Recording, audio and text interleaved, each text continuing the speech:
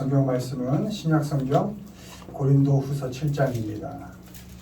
신약성경 292페이지 고린도후서 7장 8절로 10절까지 8절로 10절 우리 한 목소리로 읽습니다.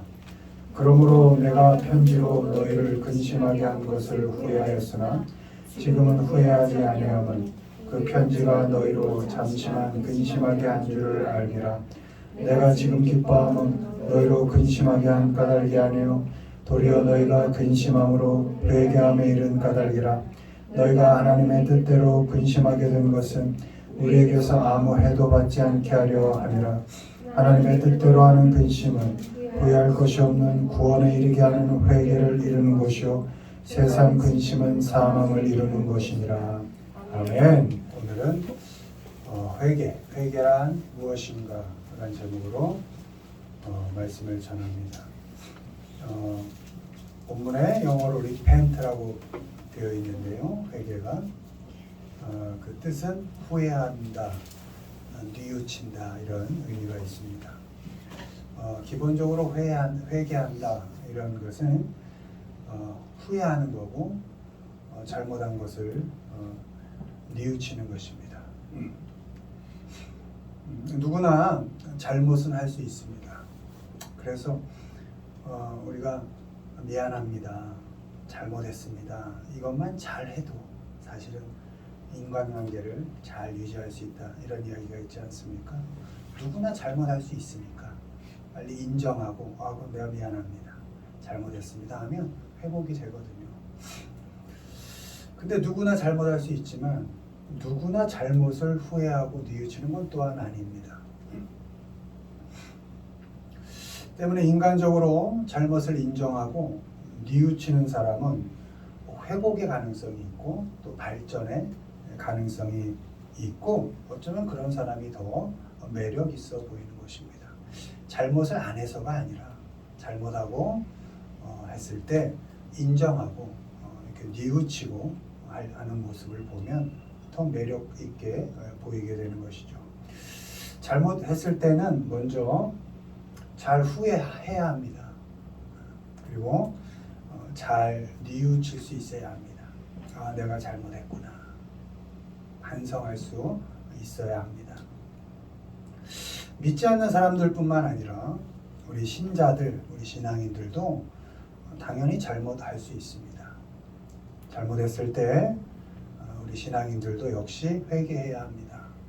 후회하고 뉘우치는 것이 먼저입니다. 잘 뉘우쳐야 합니다.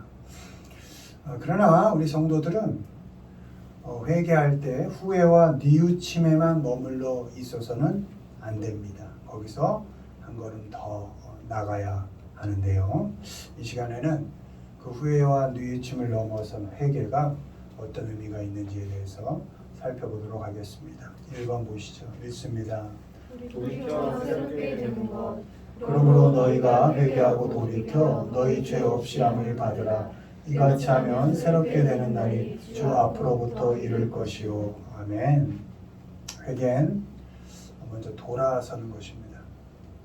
가던 길 돌아서는 것이고 익숙한 삶의 방식에서 돌아서는 것입니다. 궁극적으로 내가 주인된 삶에서 하나님이 중심이 되는 삶으로 돌아서는 것입니다. Turn to God 이렇게 되어 있습니다.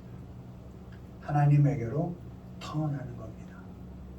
내 중심의 삶에서 하나님 중심의 삶으로 돌아서는 것이고 내가 익숙한 그게 죄인지도 모르고 살아가는 그 익숙한 삶의 그 길에서 돌이켜서 하나님께로 돌아서는 것입니다.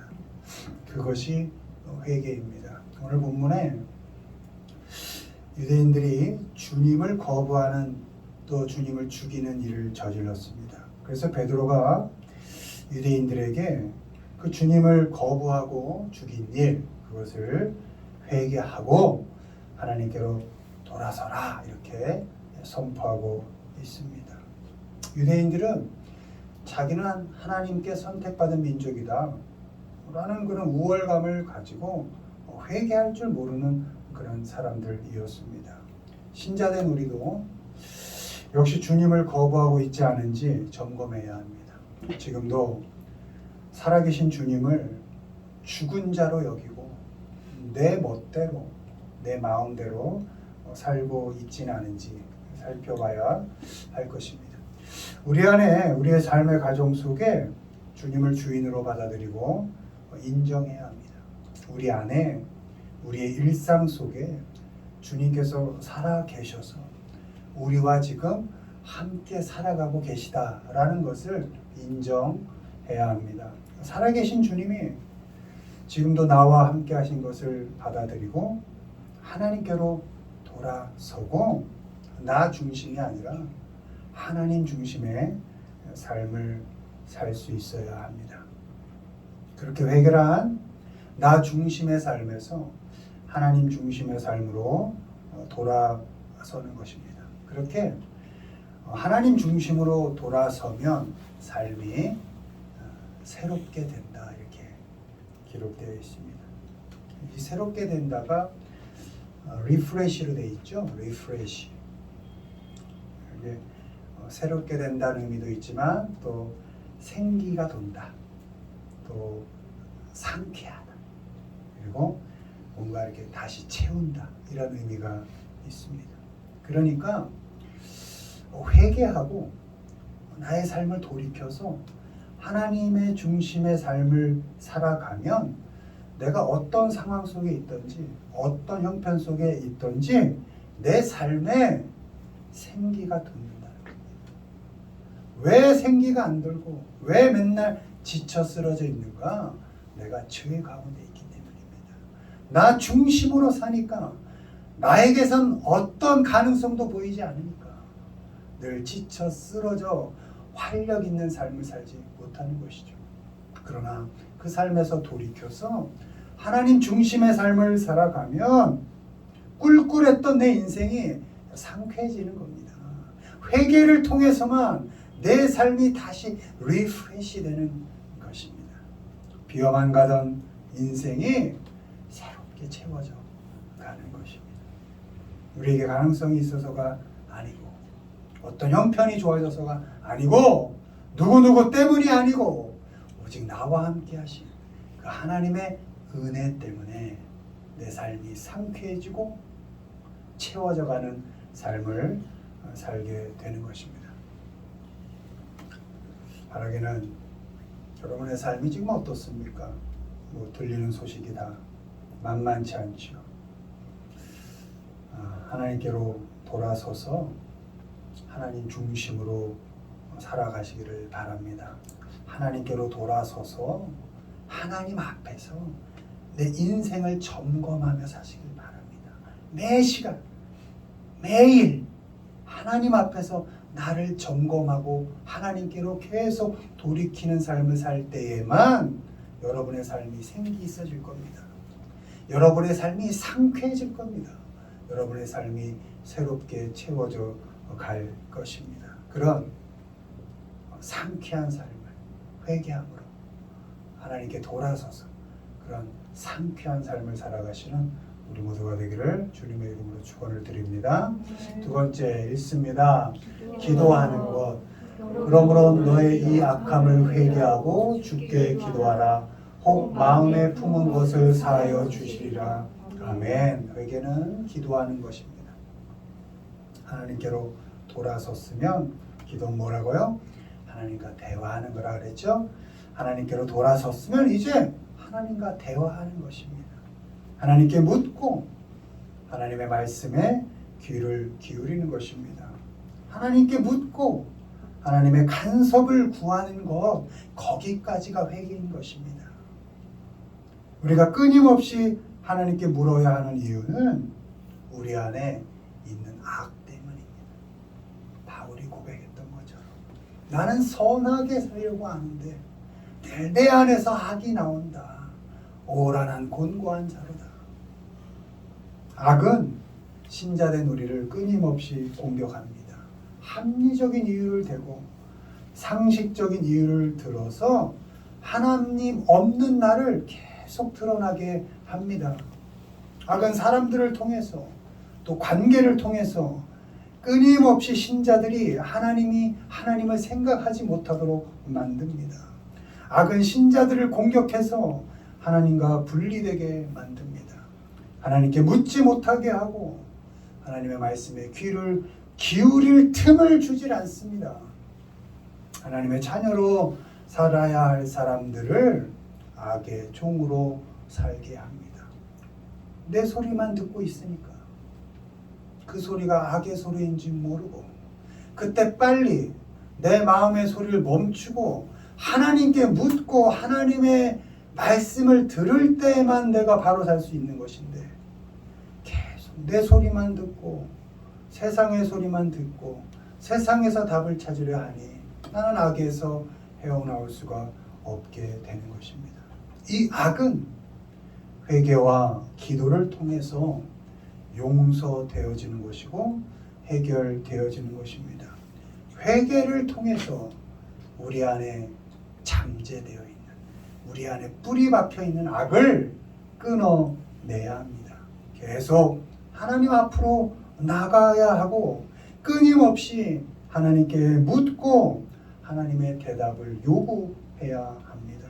그래야 내 안에 악이 죽고 나의 혈기가 죽고 내 안에 주님이 나의 삶을 간섭하시게 됩니다.